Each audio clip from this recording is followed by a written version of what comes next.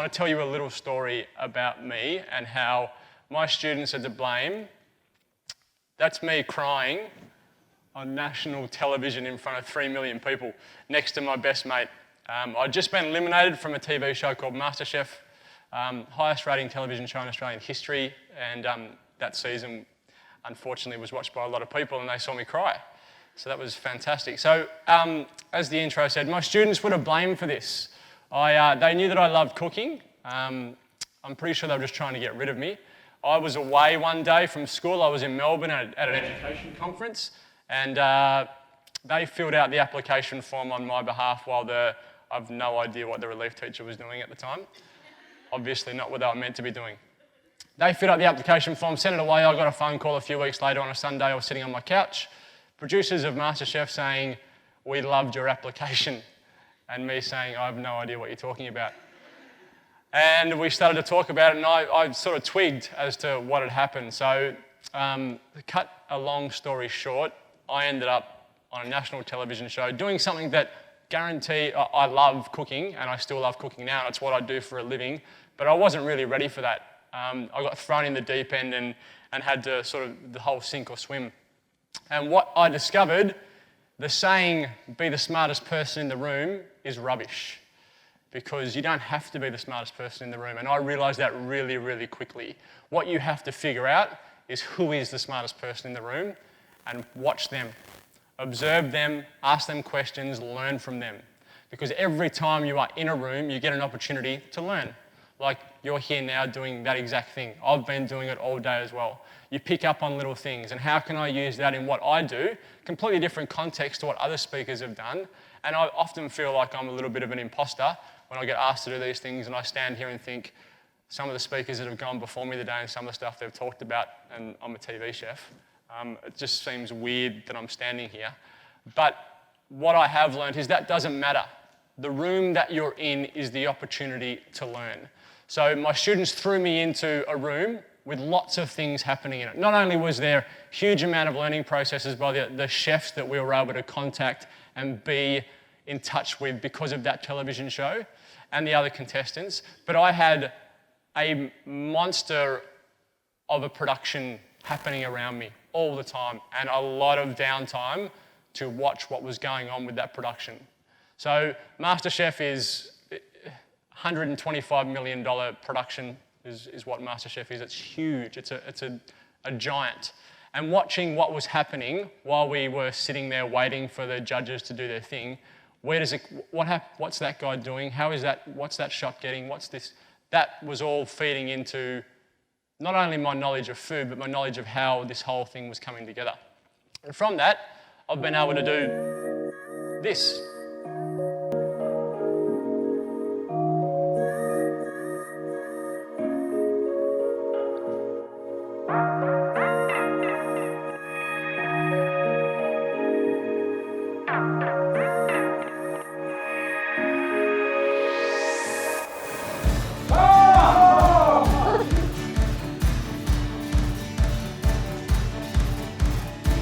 Hi everyone, Ben Milbourne here from Food Lab, the show that takes science and puts it in the kitchen. It's about looking at the world in a scientific way and how we can see science in the food that's happening all around us. So the flour that you've got in there, if you overwork it, you'll activate the gluten in it, and the gluten is the stretchy protein that you want to activate when you're baking bread. You don't want to activate it when you're baking cakes. For me, that's what Tasmania is about, is catching your own food, growing your own food, being connected with your own food. The salt that is in here comes from that bay just there. I have been lucky enough to stay in a lot of very cool places in the last 4 or 5 years of my life, but this is probably as unique and cool as I'm ever going to stay in. I'll leave that one there so that we can take some photos of it, but I am going to eat this one. Yum. Just awesome. Try that.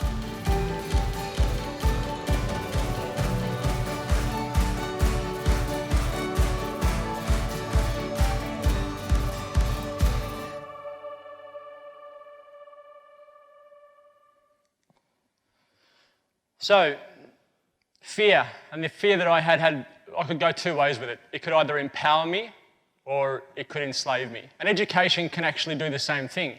Because if you think education is all you need, turning up to your classes is all you need to go out there and do what you need to do, you are wrong.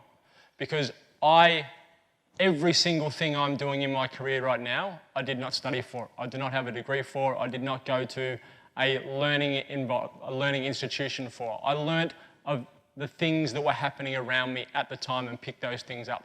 Now, to be honest, the education I got right here where we're standing at the University of Queensland is what started me on that track. And that's the first thing that twigged in my brain that education and learning is an active thing. So if you think about the science of teaching and learning, we call it pedagogy. So they say the hardest thing to do in sport is baseball. Hit a round ball with a round bat. And if you look at pedagogy, which is teachers and students, learning and teaching, students come with a huge amount of differing variations these days, different skill sets, biases, backgrounds, strengths, weaknesses. So we consider that the ball. Then teachers, in a generation where things move so quickly that a teacher who is 3 or 4, 5 years out of learning about education in the real world, now teaching education, is no longer directly connected to how their key demographic, the people they're teaching, are getting their information through the content streams that we now get our information from. Once you get on Instagram, once you get on Facebook, once you get on YouTube, you start getting fed the information that you like, that you click on, that you want to see. We don't interact with the things that we don't want to see, that we don't like. That pluralism that we need in our society to keep us growing, to come up with the next great idea. So we also had a little chat about Nelson Mandela, which is funny. Everyone believes that in Nelson Mandela's inauguration speech he gave there was a quote in there, which was, "Our deepest fear is not that we're inadequate, our deepest fear is that we are powerful beyond measure." Now, I've gone back and checked the transcripts. He did not say those things. Marianne Williamson said them, and he has been credited for them. And that's what's kind of thrust that quote into the stratosphere. Now, Marianne Williamson has said if Nelson had have said those things, it would be the defining moment of her career, but he didn't actually say them. That quote is so important to me that I have lots of tattoos, but I have those quotes tattooed on my arm. So our deepest fear is not that we're inadequate, our deepest fear is that we are powerful beyond measure.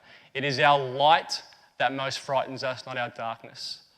Who are we to think I am brilliant, talented, beautiful, wonderful, when we should think, who am I not to think those things? Your playing small does not enlighten the world. Your shrinking so that other people feel more secure around you is not how we should play the game.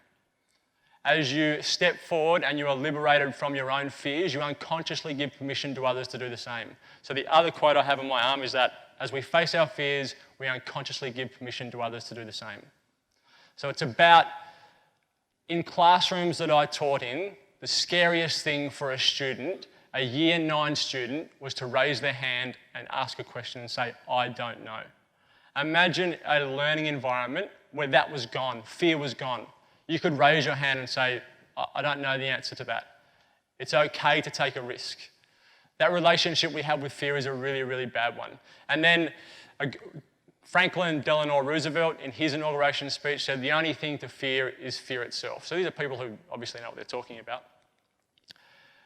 And there are more and more demands being put on our world, and we need brighter ideas, brighter people, more idea sharing than we've ever had before. And we need more pluralism than we've ever had before to keep things moving forward. Now, if we live in a society where we are too scared to ask a question, where we are too scared, and we've heard someone already mention a member of parliament with red hair, she may stand there and spit vitriol, but that is her right to do that. We have to engage with that.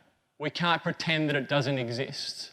We have to encourage people to raise their hand and ask questions and take a step forward, because that's how we enlighten others to do the same.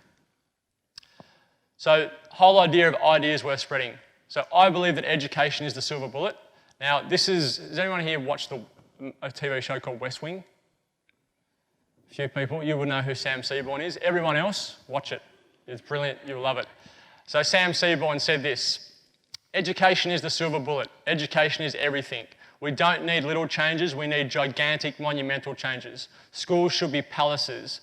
Competition for the best teachers should be fierce. They should be making six-figure salaries. Schools should be incredibly expensive for governments and absolutely free of charge to its citizens, just like national defence is.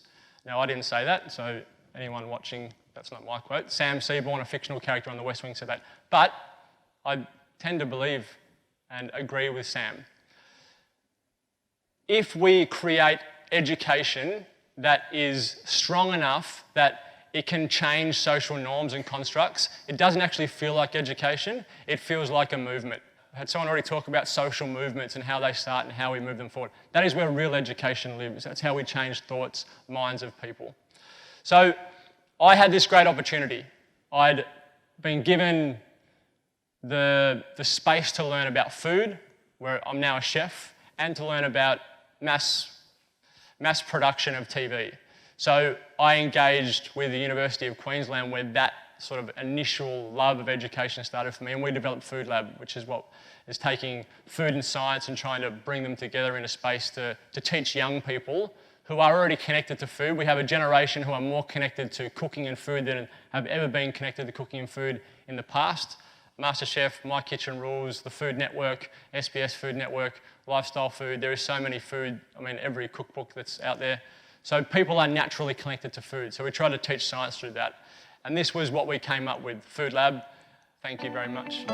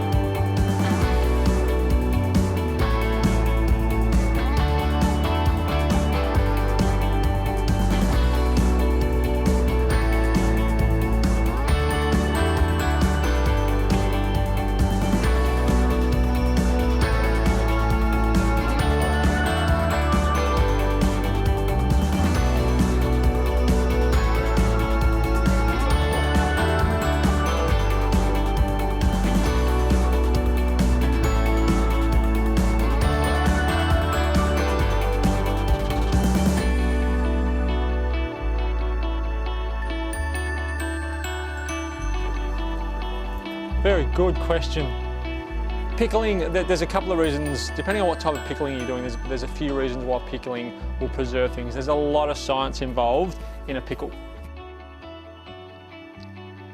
So that show is in production at the moment. These are for each episode that's linked to a year level. Then we create a work program and worksheets that go with those year levels that link to the episode, and we cook a few dishes and then explain the science that's happening in the dishes. And what I guess the whole concept of TED is sharing great ideas. And how do we know that sharing great ideas will change the world? Because it's the only thing that ever has. Nothing else works. We've tried many, many other ways, but sharing great ideas is the only way we can change the world to what it is now, to what we want it to be. So we have to have faith in the whole concept of TED, that by people standing up here, sharing our ideas with you sharing your ideas with as many people as you can, and don't be afraid to say, I don't know, because you're not all born. There was a concept, I think, about 50 years ago when my parents went to school, that you turned up at school, we cut your head, we lift your brain, you lift your skull, we cram all the knowledge inside, we close it, off you go, you're ready to go out into the big bad world. That is not how education works, especially in today's day and age when you can get education from so many different sources. What we have to do is facilitate those things and allow different forms of education in. That is how sharing ideas will change the world in which we live in, and that is, as I said, the only thing that has worked in the past and the only thing that will work in the future. Thank you.